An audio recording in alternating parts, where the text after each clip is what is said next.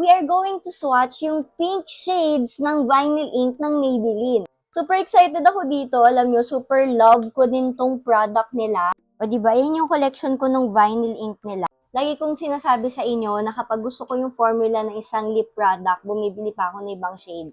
Kaya yun, super excited ako dito. And si Kyle Echari na pala yung kinuha nila endorser dito, no? Ito talaga yung tina-target kong bilhin nung lumabas yung mga pink shades nila. Itong Tenacious na to. So, nude kasi siya, tas parang medyo peachy pink. Ang ganda! Ang ganda ng kulay! Ooh! Super gusto ko talaga to kasi meron siyang gloss. Like, hindi siya drying sa lips. Yun nga lang, makaka-feel ka ng kaunting lagkit. Pero okay lang yung sa akin. Tapos may scent to guys parang mala marshmallow, ganun. Ang technique dito, hayaan nyo siya mag-set. Huwag nyo pagdidikitin yung upper and lower lip mo. Huwag nyo siya igaganon. Yung ganon, ibe-blend. Hindi ba ang ganda? So, this is Tenacious. Oh, ganda talaga. Alam niyo yung kulay niya, hindi siya nakakaputla. Like, parang nakakabuhay pa rin siya ng face niyo. And then, look at the gloss. Hindi siya yung talagang OA na gloss. Super tama lang. Natakpan niya yung dark lining ng lips ko. Hindi talaga ako nagkamali. I like this color. Bagay din siya sa skin tone ko. Medium kasi yung skin tone ko. So, yan.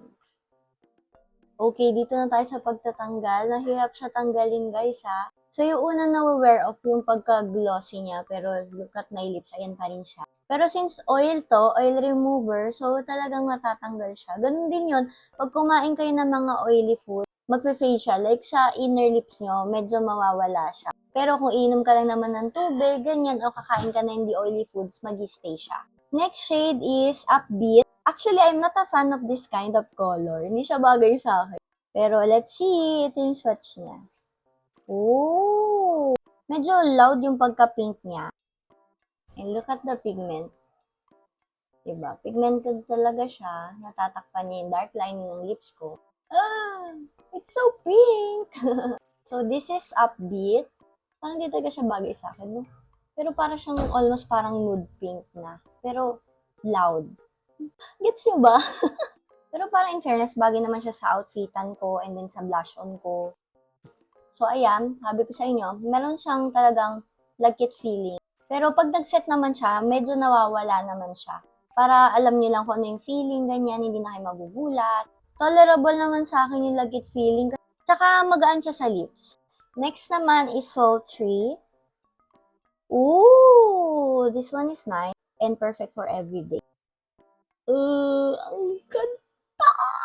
Ang ganda din, guys. Ang pretty din ito. And parang meron siyang kaunting purple. So, this is Sultry. Pretty. Ganda niya. Hindi siya super light. Pwede rin siya for everyday. Look at the gloss. Nawala yung mga guhit-guhit ng lips ko, no? Kasi dry lips ako Kasi nga gawa ng gloss niya. Naman is Rogue. Ooh, ganda rin ang kulay niya. Ito parang coral pink siya. Baka magugustuhan ko to. Kasi gusto ko yun mga coral pink. Kaya, mga peachy pink din. Ooh, that's so intense. I like the shade. Diba? Gusto ko talaga yung parang mga coral pink. So, this one is Rogue. Ganda. Ganda. Nakaka-fresh yung shade niya. Oh, last na! Struggle sa pagtatanggal talaga, guys. So, this one naman is the shade Tempting. Oh! Parang siya, pink-orange na may kaunting red. Let's try. Oh, di ba? Parang siyang pink-orange. Masyado siyang loud for me. Yup, this is not my shade. Depende na rin talaga sa preference nyo, tsaka kung ano talaga yung babagay sa inyo. But, yeah, ito yung tsura niya. Tempting. Hindi ako natitempt na magustuhan tong shade na to kasi hindi talaga siya bagay sa akin. Pero, yan siya. So, sorry talaga, pero kasi, di ba, depende talaga kasi yun kung ano yung bagay sa'yo na kulay, tsaka kung ano yung preferred mo na kulay. For sure, maganda yung shade na yon sa ibang tao. Nag-set na siya and look at that glow. Yung ginamit ko pala is yung Tenacious at saka yung Rogue. Pinag-combine ko siya. Wala siyang transfer. Yung nata-transfer lang dito guys is yung gloss niya. Ayan pa rin yung kulay sa lips ko. Ang ganda, no? Parang ano lang. Natural lang siya.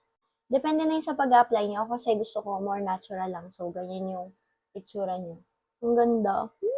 Ito talaga yung isa sa pinaka-favorite ko na product ng Maybelline. Lalagay ko pala siya sa showcase. Baka bet nyo din. Antay kayo ng sale kasi nagsisale din sila.